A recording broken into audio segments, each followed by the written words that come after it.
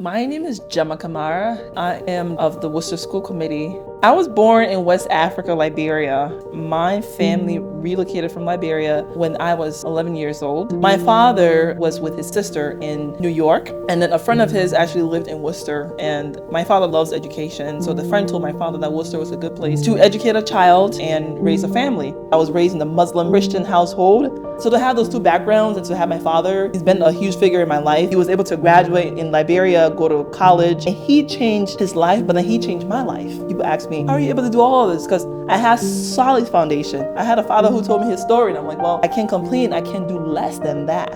I went to Sullivan Middle. That was when I realized firsthand how teachers can impact you positively and negatively. I remember being kicked out of the Goddard Scholars program because the math teacher felt that I was struggling. I didn't know that that story would have really captured my mindset in terms of myself and who I am as a person, and kind of give me the confidence to believe in myself. But something said to me, or God said, you are going to be fine still. When we had the opportunity to step out of our zones and really put ourselves out there and be uncomfortable, I think we give other people the ability to also say, well, if that person can do that, then why not me? It was also my college years that I really had the sight to be in what I want, to do the things that I really was passionate about. Education, public health, international health. I used to talk to folks in the Rotary Foundation. It exposed me to really improve my speaking skills and fundraising skills, and I used to write grants. I also love reading, so I read a book called How Children Succeed, called the Harlem School Zone, and it's a model in Harlem.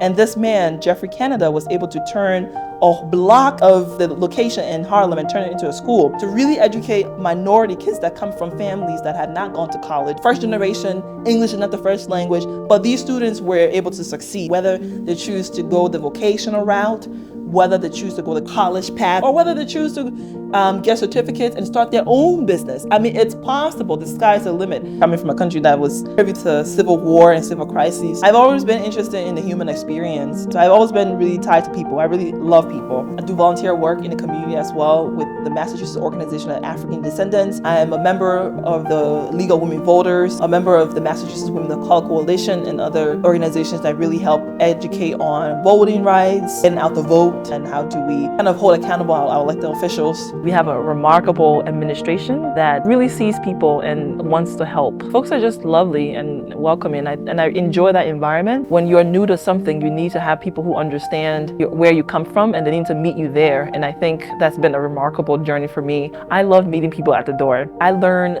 some fascinating stories from people just by hearing them. I always ask follow-up questions. I've been following up on the notes that I've gotten from people, and I've turned that into my agenda items. You really get to see the geographical location on the ground of a community. The goal is to keep families in our district and to have quality schools so our kids can go from, the pre-K and they can go to 8th grade, they can graduate from East Middle and then go to North High or Worcester Tech, or if they want to go to another school in other districts, they can. When I win on November 7th for my re-election, my views will be specific to District C seats. I want for kids to be able to see themselves in this journey, in my story, and know that they too can do it. This is my why, my personal story, my experiences in this community. And I ask people to continue to get to know me, to learn about my background and my vision and my plans. By re-electing me to the school committee to be a Worcester School Committee member for District C